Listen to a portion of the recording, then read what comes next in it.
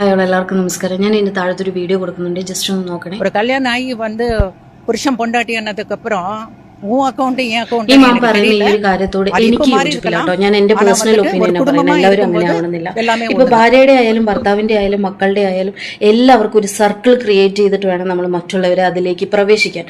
നമ്മൾക്ക് നമ്മുടേതായ ഒരു പ്രൈവസി ഉണ്ട്. നമ്മുടെ പൈസ ആയിക്കോട്ടെ, അല്ലെങ്കിൽ നമ്മുടെ സ്വത്തുവകകളായിക്കോട്ടെ, എല്ലാം നമ്മളുടെ മക്കളെ ആയാലും ഭർത്താവിനെ ആണെങ്കിലും ഭാര്യയിലെ ആണെങ്കിലും നമ്മൾ ഫോക്കസ് ചെയ്യണം. അച്ഛനമ്മമാരെ ആണെങ്കിലും നമ്മൾ ഫോക്കസ് ചെയ്യണം. നമ്മളുടെ പ്രൈവസി അല്ലെങ്കിൽ നമ്മളുടെ ഒരു പേഴ്സണൽ സ്പേസ് വിട്ടുകൊണ്ട് ഒരാളെയും നമ്മൾ പ്രൊട്ടക്റ്റ് ചെയ്യേണ്ട ആവശ്യമില്ല.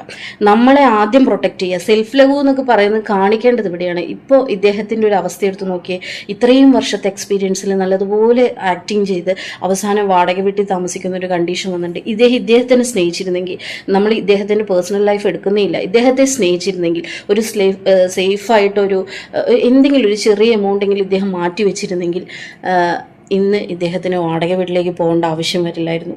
ഇത്രയും ഇമോഷണലി ഇദ്ദേഹം തളരില്ലായിരുന്നു. അപ്പോൾ ആദ്യം നമ്മൾ ചെയ്യേണ്ടത്, പ്രത്യേകിച്ച് പ്രവാസികൾ ചെയ്യേണ്ടത്, നമ്മൾ ഇവിടെ ഇരുന്നു കൊണ്ട് തന്നെ നാട്ടിലേക്ക് ക്യാഷും മറ്റ് സംഭവങ്ങളൊക്കെ അയക്കുമ്പോൾ അവനവന് വേണ്ടി ആദ്യം പ്രൊട്ടക്ഷൻ കൊടുക്കുക.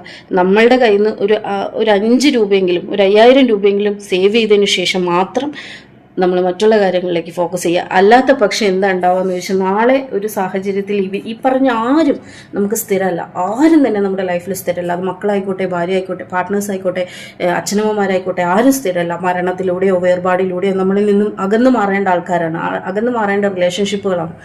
അപ്പോൾ ഇന്നല്ലെങ്കിൽ നാളെ നമുക്ക് അങ്ങനെ ഒരു സാഹചര്യം വരുമ്പോൾ ഒറ്റയ്ക്ക് ഡീൽ ചെയ്യാൻ നമുക്ക് അറിയണമെങ്കിൽ ആദ്യം നമ്മൾ ആരെയാണ് പ്രൊട്ടക്റ്റ് ചെയ്യേണ്ടത്? നമ്മളെ. അപ്പോൾ നിങ്ങളുടെ സെൽഫ് നിങ്ങൾ ആദ്യം പ്രൊട്ടക്റ്റ് ചെയ്യുക, എന്നിട്ട് മറ്റുള്ളവരുടെ കാര്യങ്ങളിലേക്ക് തലയിടാൻ നോക്കുക. അപ്പോൾ എല്ലാവർക്കും നന്മയുണ്ടാവട്ടെ, നല്ലത് മാത്രം സംഭവിക്കട്ടെ. Thank you so much.